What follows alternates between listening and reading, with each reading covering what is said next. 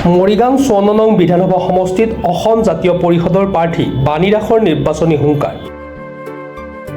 ১৯ মাৰ্চত দাখিল কৰিব মনোনয়ন পত্ৰ। টিকট লাভ কৰাৰ পিছতে সংবাদ মাধ্যমক সম্বোধন কৰে বাণী দাসে।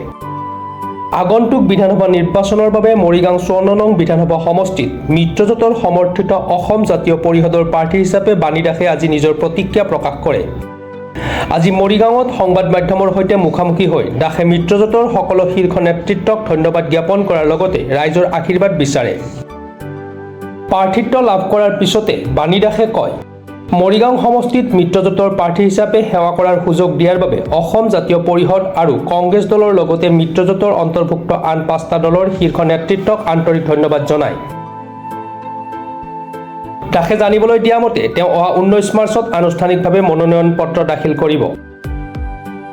এই দিনটো নিৰ্বাচন কৰাৰ আঁৰত এক আৱেগিক আৰু প্ৰতিবাদী কাৰণ থকা বুলি তেওঁ উল্লেখ কৰে। তেওঁ কয় যে ১৯ মাৰ্চত শিল্পী জুবিন গাৰ্গৰ এটা বিশেষ প্ৰসংগ জড়িত হৈ আছে। শিল্পী হিচাপে আৰু জুবিনৰ এজন শুভাকাংক্ষী হিচাপে মই সেইদিনাই মনোনয়ন দাখিল কৰি এক বিশেষ যুদ্ধ আৰম্ভ কৰিব বিচাৰিম বুলি মন্তব্য প্ৰাৰ্থী বাণী দাসৰ। চলচ্চিত্ৰ কৰ্মী হিচাপে দাসে অসমীয়া চিনেমাৰ বৰ্তমানৰ অৱস্থাক লৈ উদ্বেগ প্ৰকাশ কৰে। তেওঁ কয়, মই ফিল্ম ফাৰ্টানিটিৰ সাধাৰণ সম্পাদক হিচাপে কাম কৰি আহিছোঁ। জুবিন গাৰ্গে হেৰাই যাব ধৰা অসমীয়া চিনেমাক যি গৌৰৱ দিছিল, শেহতীয়াকৈ সেই মৰ্যাদা লাঘৱ হোৱা যেন অনুভৱ হৈছে।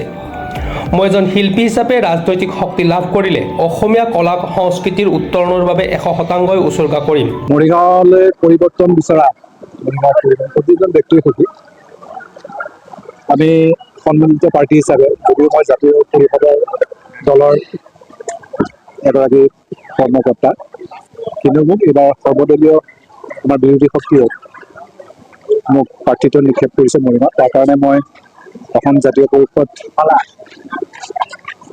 ভাৰতীয় জাতীয় কংগ্ৰেছ আৰু আমাৰ মিত্ৰ সহযোগী সকলোকে মই মোৰ কৃতজ্ঞতা জনাইছোঁ। অন্তঃকৰণে তেখেতসকলক মই ধন্যবাদ জনাইছোঁ। যিহেতু কংগ্ৰেছত এতিয়া পদত্যাগৰ জোৰ কৰি আছে, এই ক্ষেত্ৰত কি ক'ব আপোনাৰ সাধাৰণতে স্বাভাৱিকতে অকণমান দুখ লগাটো স্বাভাৱিক কথা। কাৰণ এইটো সাময়িক এটা বৃহত্তৰ স্বাৰ্থৰ কথাটো আমি সকলোৱে জানো। কংগ্ৰেছক প্ৰতিহত কৰিবৰ কাৰণে আমি একত্ৰিত হ'ব লাগিব, যোৱা ইলেকশ্যনে আমাক শিক্ষা দিছে।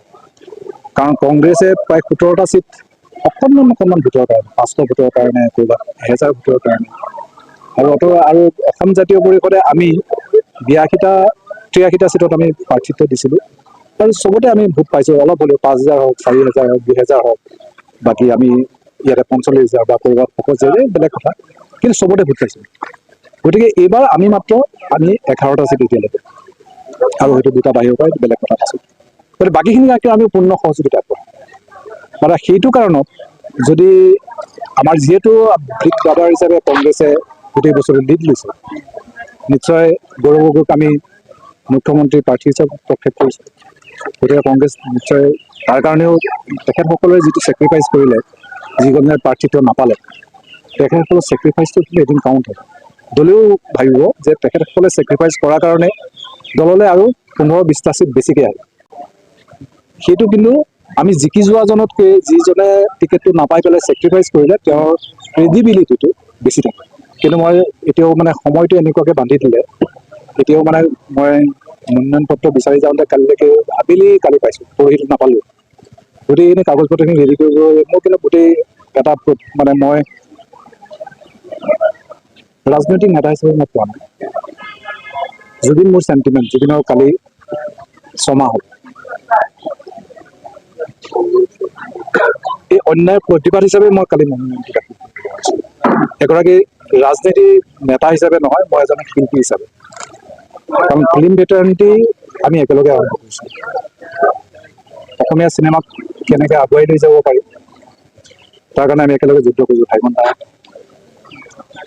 জুবিন আছিলে, মই আছিলোঁ, মই চিফ জেনেৰেল ছেক্ৰেটেৰী আছিলোঁ ফিল্ম ভেটাৰনিটি। বহুত আমি কষ্ট কৰিলোঁ।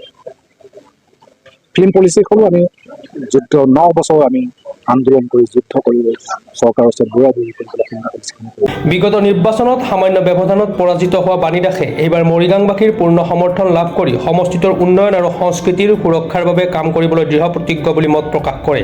আমি হ'ল কংগ্ৰেছ দল, আমি নেতৃত্ব মানি চলা দল। আমি বিচাৰিছিলোঁ মৰিগাঁৱতো আমি আমাৰ কংগ্ৰেছে পাব লাগে, সেইমতে আমি সংগঠনো শক্তিশালী কৰিছোঁ। যিহেতু নেতৃত্বই মিত্ৰতাৰ খাতিৰত AJP দলক এৰি দিছে মৰিগাঁও সমষ্টিটো। আজি আমি বহিছোঁ, AJP যি প্ৰাৰ্থী দিছে বাণীকান্ত দাস ডাঙৰীয়া আৰু তেওঁলোকৰ যি সভাপতি AJP, এই সভাপতি আছে আমাৰ কংগ্ৰেছ দলৰ। আমি সকলো কৰ্মকৰ্তা একলগ হৈ আমি যাতে আগন্তুক সময়ত যি নিৰ্বাচন হ'ব, সেই নিৰ্বাচনটো খুব সুন্দৰভাৱে আমি আগবাঢ়ি যাব পাৰোঁ আৰু ইয়াৰ যি প্ৰাৰ্থী হ'ব আমি প্ৰাৰ্থীক যাতে হেৰুৱাব পাৰোঁ তাৰ আমি ৰণকৌশল ইতিমধ্যে প্ৰস্তুত কৰিছোঁ আৰু আজিয়েই আমি নিৰ্বাচনী কমিটিও আমি এখন গঠন কৰি লৈছোঁ। প্ৰাৰ্থীগৰাকীৰ ওপৰত আমি আশাবাদী, বিশেষকৈ আমি কৰ্মীসকলৰ ওপৰত আশাবাদী। প্ৰাৰ্থীজন এজন মুখে এটা ফেচ লৈহে আমি যাম, কিন্তু কৰ্মীসকলৰ ওপৰতে গোটেই নিৰ্ভৰ কৰিব। মই ভাবোঁ আমাৰ সংগঠনটো কংগ্ৰেছৰ মজবুত আছে, AJPও আমাৰ যিহেতু আছে তেওঁলোকৰো সংগঠন। গতিকে আজি আমাৰ ধৰণীধৰ বৰগোহাঁই তেখেতেও প্ৰাৰ্থিত্ব বিচাৰিছিল। আজি তেখেতৰ সভাপতিত্ব লৈ এই সমষ্টিটো নিৰ্বাচনী কমিটি আমি প্ৰস্তুত কৰিছোঁ আৰু আগন্তুক দিনত যি নিৰ্বাচন হ'ব নিশ্চয় ভাল হ'ব। মৰিগাঁৱৰ পৰা বুবু নাথৰ ৰিপৰ্ট, প্ৰাতঃ টাইম ডিজিটেল। শদিয়াৰ পৰা ধুবুৰীলৈ, বৰাকৰ পৰা ব্ৰহ্মপুত্ৰলৈ সকলোৰে মাজত চিনাকি এটা নাম প্ৰাতঃ টাইম। থলুৱা ভাষা, কৃষ্টি আৰু সত্য বাতৰিৰ আধাৰত প্ৰতিষ্ঠিত খবৰ প্ৰাতঃ টাইমৰ প্ৰতিটো বা বাতৰি পুংখানুপুংখভাৱে চাবলৈ Facebook, YouTube, website, Twitter, Instagram আৰু ব্লগাৰ পেজত লাইক আৰু ফ'ল' কৰক। ধন্যবাদ।